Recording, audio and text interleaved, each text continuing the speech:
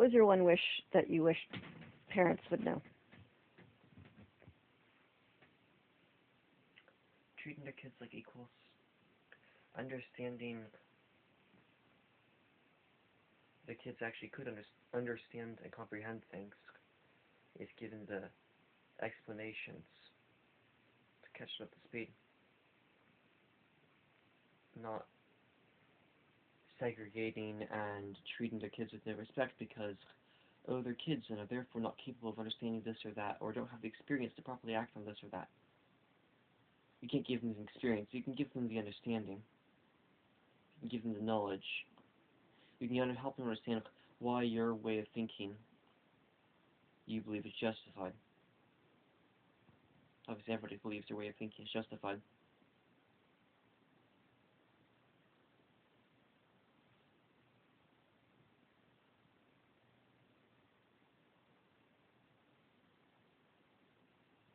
I guess being respectful of other people's cognitive abilities. Being respectful of their children's cognitive abilities. So often what I see happen is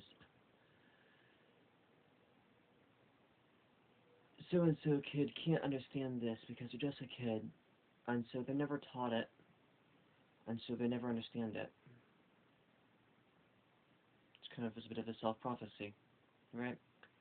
Whereas instead, you could give them the building blocks they need to understand it, and help them assemble and guide them to assemble those building blocks. And then they would understand the idea, the concept. Most kids aren't any less mentally capable. They're just lacking the foundational vocabulary, or lacking the foundational knowledge about how the world works. At which point you explain to them how the world works. You can try to keep it optimistic if you want, but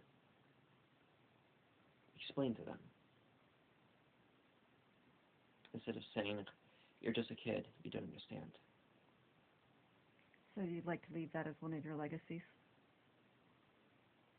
This plea to parents? Listen to your kids more? Just listen more, yeah. Yeah. Because it's not just explain and lecture, right? Because if you just explain and lecture, you're just talking at someone who's not listening. You're talking at somebody who doesn't want to listen. But if they want to listen, if they want to understand, you have to speak in a way that they will listen to. You have to figure out how their mind works well enough to help them figure out how your mind works. It's the goal of all communication, is to link two people's minds together. So often, every person in our modern world is too busy thinking about how they think to think about how the other person thinks. But that empathy of knowing how the other person thinks helps you communicate to them using the words they understand. You find the words they understand. You explain with those words. You don't oversimplify things. You, every single chance you get, build their vocabulary. You shift their definitions of words if you can, but many times you can't shift the definition of the person's words, right? The person defines red as all colors relating to red, and you define red as the hex code, or RGB code red 256 or something. It's a bit hard for you to shift their definition of red and vice versa. But you can explain this particular color of red. You can explain with vocabulary that they will understand. Give them new vocabulary to explain concepts they don't understand. And use the definitions of words that they have. And this is just general rules for talking to anybody, isn't it? Is you use the words with the definitions they have.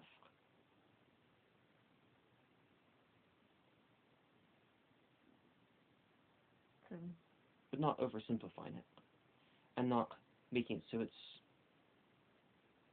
I understand there's a concept of, I don't want my kids to worry, right? So you don't tell them about something that might worry them. Oftentimes what that ends up, though, is they know something's wrong and you won't explain, and that's not very helpful, and that probably is a bit more worrying than if they just understood. In fact, if anything, you're better off teaching them the concept of don't worry about things outside your control because you can't control them at a young age, and that will help them through a whole bunch of problems in life. So, Right, what's this? you don't try to worry about things that are outside your control. You don't try to change things that are outside your circle of influence. You focus on what you can change in yourself to aid the people around you, to help you bear through the situation or whatever that you cannot change. You change yourself until you can change the situation around you. You give them an empowering abilities, an empowering path to walk, and the knowledge of that path. Explain to them what path they can change. Have them learn from your mistakes. Then you become a useful guide rather than just someone who's trying and failing to protect them from their innocence from the sins of the world or whatever. I'm probably explaining too much in abstract. But this is one of the things that you would like. So there's certain things that you would like in life before you pass away to have passed on a certain message. And so one of these things is this, not quest, but this plea to parents. And you said there were two other things that you would like to make sure that the world knows about. That you would like to spend your lifetime making sure is a gift that you've gained from the world that you would like to pass along. Better communication skills, but that's kind of merged into this, right? Right. The idea of having gardens that are edible, habitat growing, cooling places in the city instead of just lawns.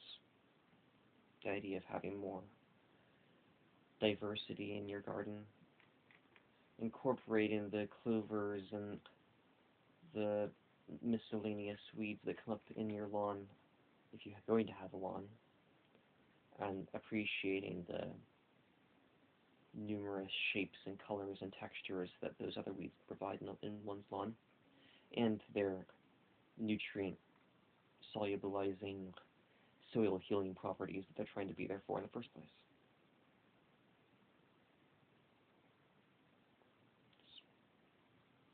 Okay, so you want to teach people about having great lawns. You want to teach people about communication. Gardens instead of lawns, ideally. Okay, so you want to teach people how to have great, to use their land. To use their land in a helpful way, yes.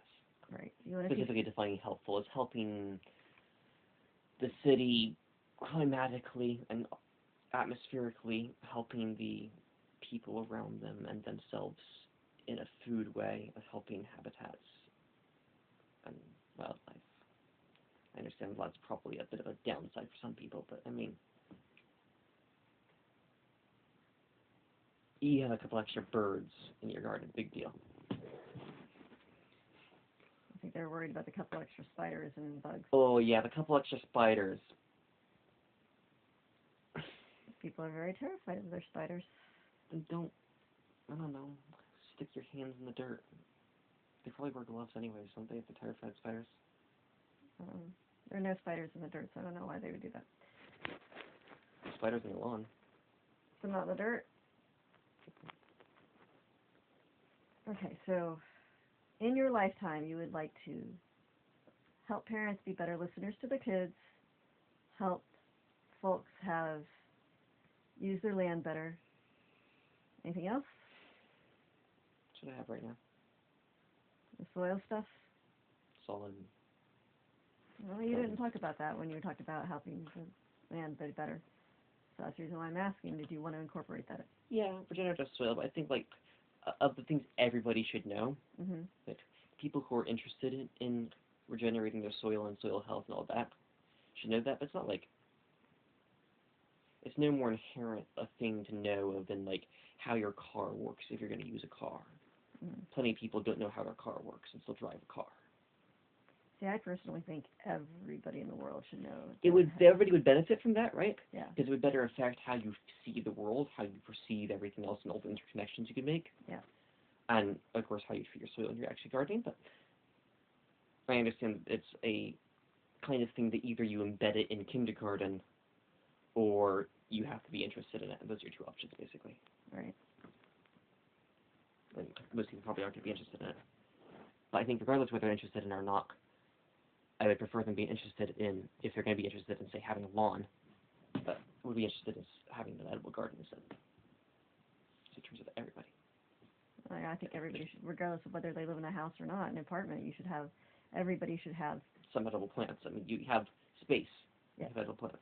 If you have a light source, if you have a window, you should have an edible garden, which is a large part of what we want to do with our nonprofit is help people save their land, but also the other main focus of our thing. This needs to be coming out of your mouth, not mine. I already know this. That's what I want us to do. But is that what you want? What do you want for the nonprofit? Yes, I want to teach people about having edible gardens. I think that's what I'd like to do. Right. Is teach people about having edible gardens. We're sticking in the part about saving land because we don't want what happened to us to happen to anybody else. Maybe it's a twofold thing then. Sure. Maybe that should be written out, that it's a twofold project. Yeah. It's one of teaching people how to have edible gardens, regardless of where they are in the city, how small a space they have or how large a space they have. Yes. And if they have a large space, convert that into an edible garden food forest, right? Mm-hmm. And the other is two, actually just helping people save their homes the way we wished we could have had it. Right. It can have two parts to it. All right, and there was a third thing that you mentioned that you wanted to achieve in your lifetime before you were still alive? Parenting, communication, gardens. Parenting, communication, gardens. Okay. So our nonprofit will focus on the last one. I don't know how you're going to do the first two. Just we'll figure something out. The school. But is the school for the kids or is the school for the parents?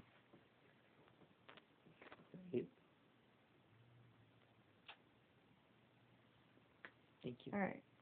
Well, now, does this help you of being able to tell people about our nonprofit? I think so. All right. So you're telling these guys, let's prep the email now. All right. So, hey, real estate people, you should invest in us. Why? Because we're going to teach people how to have edible gardens in their city.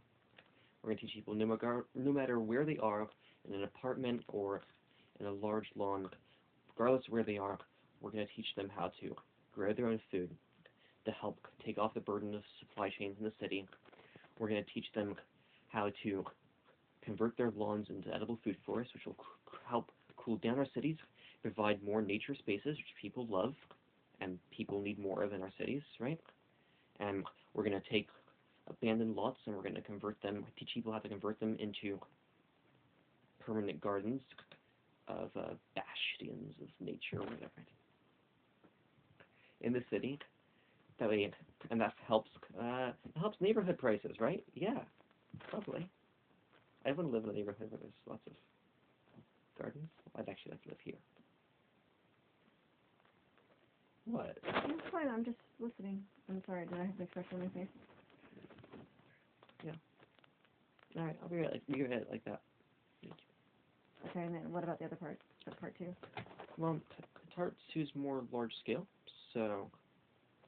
Well, so we're saving our home I was right thinking now that when we do this, is that we would like to be allowed to showcase how to do this with the home that has been in our family now for 3 generations. It is a prime location to show people how this generative model works. It can be done I wanted to put some section in there. We are in the perfect location for teaching apartment dwellers, homeowners. We have business owners passing through us. We are in a, I don't know how to say that well.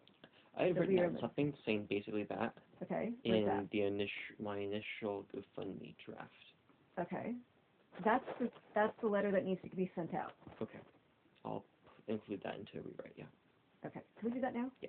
All right, let's do that right now. Sure.